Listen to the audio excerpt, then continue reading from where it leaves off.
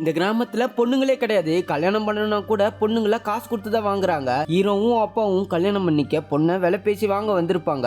விலை அதிகமா இருக்கு, கொஞ்சம் கம்மி பண்ணுங்கன்னு சொல்ல பொண்ணோட அண்ணன் 50,000 ரூபாய் இருந்தா வாங்கிக்க, இல்லைன்னா கிளம்புன்னு சொல்றான். இவங்களும் பணத்தை கொடுத்துட்டு பொண்ணை கூட்டிட்டு வந்துடுறாங்க. அந்த கிராமத்துல இருக்கிற கிழவிங்களாம் சுத்தி முத்தி பார்த்துட்டு 50,000க்கு இவ ஒருத்து தான் சொல்லிட்டு போகுதுங்க.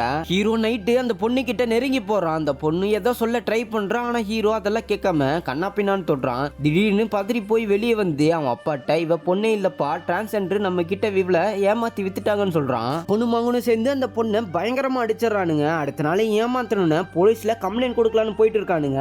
ஒரு ஆள் வந்து நீங்க வாங்கிட்டு வந்த பொண்ணு அழகா இருக்கா, எனக்கு ஒரு பொண்ணு வாங்கி கொடுங்கன்னு கேக்குறான். ஃபர்ஸ்ட் பொண்ணுங்கள காசு கொடுத்து வாங்குறதே தப்பு, கம்ப்ளைண்ட் கொடுத்தா நம்மளதான் உள்ள தூக்கி போடுவானுங்கன்னு பேசிக்கிட்டே திரும்பி வீட்டுக்கே வரானுங்க. பார்த்தா ஹீரோனி வீட்டை கிளீன் பண்ணி சாப்பாடுலாம் செஞ்சு வச்சிருக்கா. ஒரு நாள் ஹீரோ அந்த பொண்ணை கையெழுத்தி விட சொல்றான். அப்ப நாங்க அடிச்ச அடிக்கி நீ நினைச்சிருந்தா அப்பவே ஓடி போயிருக்கலாம், ஏன் போலான்னு கேட்டா ஹீரோனி இங்க இருந்து தப்பிச்சா போறதுக்கு எனக்கு இடம் எது கிடையாதுன்னு சொல்றா. ஹீரோவும் இதுக்கு அப்புறமாச்சு இந்த பொண்ணை நல்லா பாத்துக்கணும்னு முடிவு பண்றான்.